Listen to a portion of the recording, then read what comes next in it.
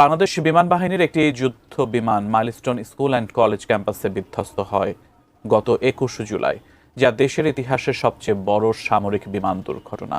এ ঘটনায় হতাহতদের মধ্যে বেশিরভাগই শিশু। দুর্ঘটনায় শিক্ষক, শিক্ষার্থী এবং অভিভাবক সহ ৩৬ জন নিহতের পাশাপাশি আহত হন শতাধিক।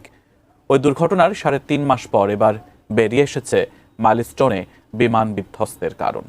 বিস্তারিত জানাচ্ছেন শেখ ফরিদ।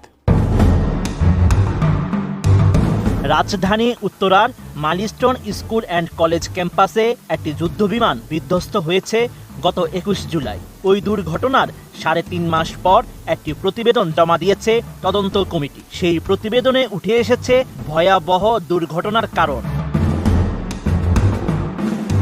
৫ নভেম্বর এক সংবাদ সম্মেলনে তদন্ত প্রতিবেদনের বরাত দিয়ে এমন তথ্য জানিয়েছেন প্রধান উপদেষ্টা প্রেস সচিব শফিকুল আলম। এর আগে প্রধান উপদেষ্টা ডক্টর মোহাম্মদ ইউনূসের কাছে তদন্ত প্রতিবেদন জমা দেন কমিটির সদস্যরা। প্রেস সচিব শফিকুল আলম জানান, মাইলস্টোন স্কুল অ্যান্ড কলেজে দুর্ঘটনার উপর গত ২৯ জুলাই একটি তদন্ত কমিটি করা হয়েছিল। ৫ নভেম্বর প্রধান উপদেষ্টার কাছে প্রতিবেদন জমা দেয় ইনভেস্টিগেশন কমিটির প্রধান লেফটেন্যান্ট জেনারেল কামরুল হাসান। নতুন বাংলাদেশ গড়তে এলো জুলফিকার স্টিল। জুলফিকার স্টিল, ইস্পাত দৃঢ় অঙ্গীকার।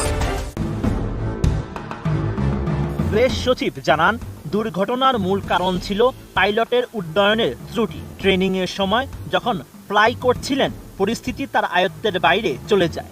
পাইলটের উড্ডয়নের ত্রুটির জন্য এই দুর্ঘটনা ঘটেছে। ট্রেনিংয়ের সময় উনি যখন ফ্লাই করছিলেন, পরিস্থিতি তার আয়ত্তের বাইরে চলে যায়। এটা হচ্ছে কনক্লুশন। এই পুরো তদন্ত কমিটি ১৫০ জনের সাথে কথা বলেছেন। তার মধ্যে এক্সপার্ট আছেন, তার মধ্যে আই উইটনেস আছেন, তার মধ্যে ভিকটিমস আছেন। সবার সাথে তারা কথা বলেছেন।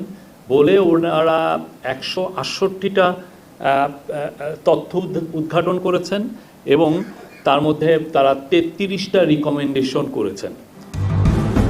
প্রতিবেদনের প্রধান সুপারিশ উল্লেখ করে তিনি জানান, জননিরাপত্তার স্বার্থে এখন থেকে এয়ারফোর্সের সব প্রাথমিক ট্রেনিং ঢাকার বাইরে পরিচালিত হবে। প্রধান উপদেষ্টাকে বিষয়টি জানানো হয়েছে। জননিরাপত্তার স্বার্থে এখন থেকে এয়ারফোর্সের সকল ইনিশিয়াল ট্রেনিং ঢাকার বাইরে পরিচালিত হবে। Sheikh Farid, ATN news.